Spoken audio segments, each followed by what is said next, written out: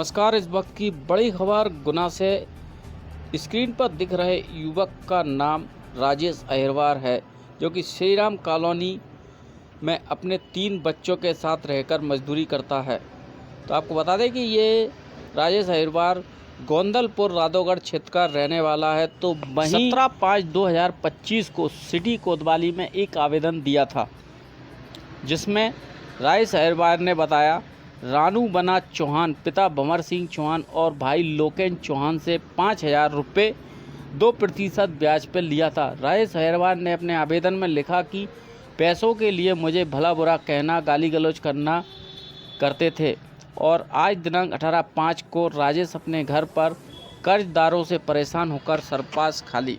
क्या हुआ है आपको? मुझे बोल रहे थे बाद में उल्टी करके बाद में बोला कि मैंने सेल्पास की गोली खा ली। कब खाई? मुझे पता नहीं है, मुझसे नहीं बोली तो मैंने खाई। क्यों खा ली सेल्पास की गोली?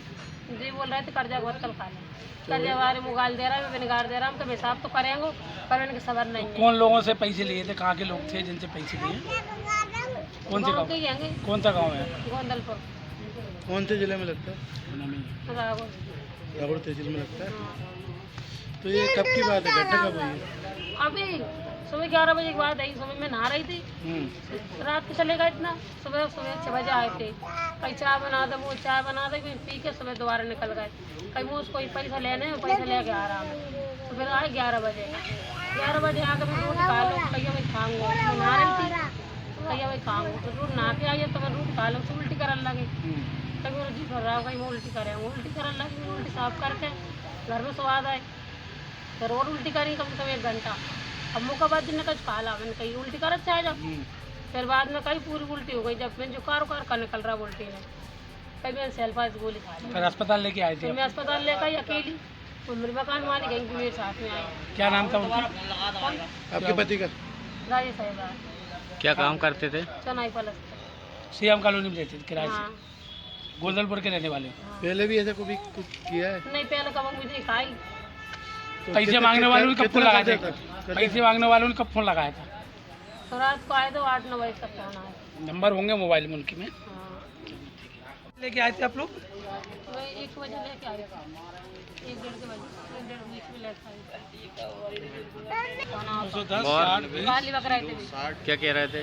माँ बहन की गाली बक रहे थे, ये भी बक रहे थे, बेटा देख बक रहे थे। कितने बजे फ़ोन आया था? रात के आओ तो 8, साढ़े 8, 9 बजे के बीच में। मैं खाना बना रही थी। इतने बोल दिया जा मुझे तो नाम में कहीं भाग नहीं रहा जहाँ से।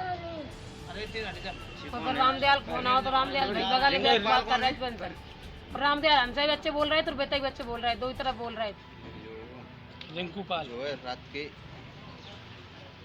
13/5 लोग मना जी जाएंगे 5,000 रुपए की, 5,000 रुपए धमकी दे रहे थे। 250 जहाँ में फोन आए गाँव आ रहे ने काल मौजा भी कही देना तेरे वाला पैसा दे भी नहीं आओ 5,000। कौन लोगों ने कही?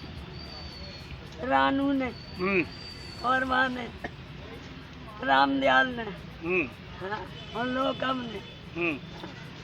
तो कितने पैसे ले रखे थे? 5,000 5,000। हाँ। क्या कह रहे थे? मैंने कही मैं दूंगी बना दी।